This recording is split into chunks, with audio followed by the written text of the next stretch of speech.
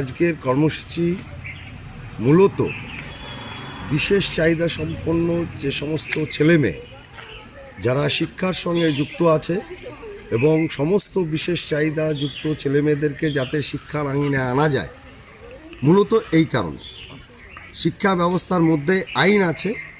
সে আইনে হচ্ছে বিশেষ চাহিদা সম্পন্ন ছেলেমেয়েদেরকে বিশেষ সুবিধা দেওয়ার কথা থাকলেও আমরা দেখেছি আইনকে বুড়ো আঙুল দেখিয়ে কাগজে কলমে আইন দেখাচ্ছে, কিন্তু ব্যবহারিক ক্ষেত্রে আমরা দেখেছি বাস্তবে সেটা হচ্ছে একজন প্রতিবন্ধকতাযুক্ত ছেলে বা মেয়ে তাকে ক্লাসের এক কোণে বসিয়ে রাখা, তাকে ঠিক মতন নার্সিং না করা, তারপরে তাকে বাড়ি থেকে নিয়ে আসার কথা, স্কুল পর্যন্ত আবার বাড়িতে পৌঁছে দেওয়ার কথা, সেক্ষেত্রেও আমরা দেখেছি বিরাট ঘাটতি। স্কুলগুলোতে এখনও পর্যন্ত সমস্ত স্কুলে প্রতিবন্ধকতা বান্ধব হয়ে ওঠেনি, অর্থাৎ প্রতিবন্ধীদের পড়াশোনার ক্ষেত্রে যে সমস্ত সহায়ক সরঞ্জাম প্রয়োজন সেটা সমস্ত বিদ্যালয়গুলোতে এখনও পর্যন্ত নেই। হয়তো একটা সদর এলাকাতে, একটা মহকুমা এলাকাতে দুটো তিনটে স্কুলের মধ্যেই সীমাবদ্ধ রেখেছে, কিন্তু সেই ক্ষেত্রে বিশেষ চাহিদা সম্পন্ন ছেলেমেয়েদের শিক্ষার ভীষণ অসুবিধা হচ্ছে। আমাদের এই দাবিগুলো রয়েছে। সর্বোপরি যেটা হচ্ছে আরেকটা মূল দাবি, সেটা হচ্ছে সমস্ত স্কুলে 2018 শিক্ষা আইন অনুসারে স্পেশাল এডুকেটর থাকার কথা, সেটা কাগজে কলমে থাকলেও সুপ্রিম কোর্ট রায় দিলেও এখনও পর্যন্ত আমাদের রাজ্যের ক্ষেত্রে আমরা বিশেষ চাহিদা সম্পন্ন ছেলেমেয়েদের পড়ানোর জন্য বিশেষ প্রশিক্ষণপ্রাপ্ত শিক্ষক নিয়োগের প্রশ্নে রাজ্য সরকার অনড় রয়েছে। ফলে সবটা মিলিয়ে আজকে আমরা নদিয়া জেলা বিদ্যালয় পরিদর্শক নিয়ামকের কাছে আমরা আজকে ডেপুটেশন দেবো। আমরা সর্বশিক্ষা ডিপিওর কাছে ডেপুটেশন দেবো।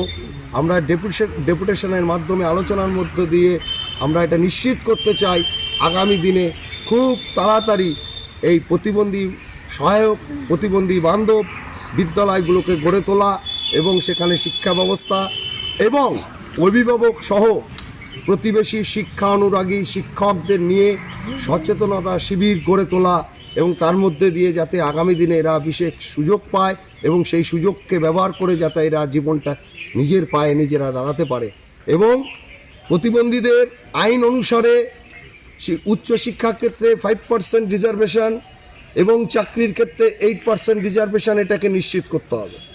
কারা কারা হচ্ছে চাকরি পাচ্ছে প্রতিবন্ধীদের কোটায় তার তালিকা প্রকাশ করতে হবে। SC ST OBC তালিকা প্রকাশ হয়, কিন্তু প্রতিবন্ধীদের তালিকা প্রকাশ হয় না। এটা আমাদের কাছে হচ্ছে খুবই দুর্বিষহ। ফলে এর একটা সহ্যেরও সীমা আছে। আমরা বলেছি আজকে ডেপুটেশন দিয়েই ক্ষান্ত হব না।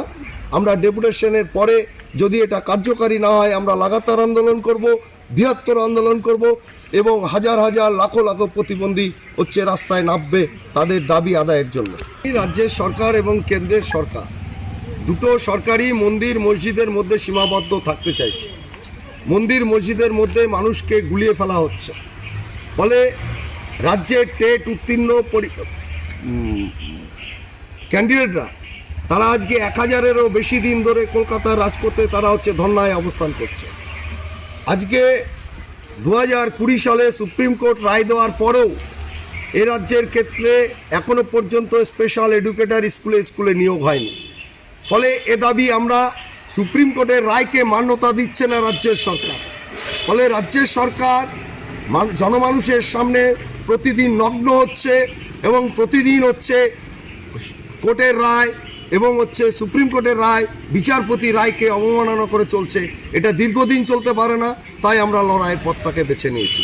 অর্থাৎ অতি সত্বর প্রত্যেকটা বিদ্যালয়ে প্রাইমারি থেকে শুরু করে হাই স্কুল কলেজে সেখানে হচ্ছে স্পেশাল এডুকেটর নিয়োগ করতে হবে।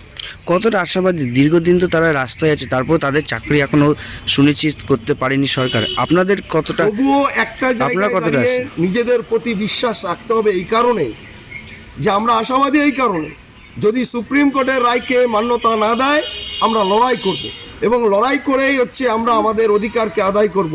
লড়াই একমাত্র পথ, যে পথের মধ্যে দিয়ে অধিকারকে প্রতিষ্ঠাতা করা সম্ভব, এটাই আমাদের বিশ্বাস। লড়াই একমাত্র পথ। আপনার নাম? আমার নাম বিকাশ মল্লিক। আমি পশ্চিমবঙ্গ রাজ্য প্রতিবন্ধী সম্মেলনী নদিয়া জেলা কমিটির সম্পাদক।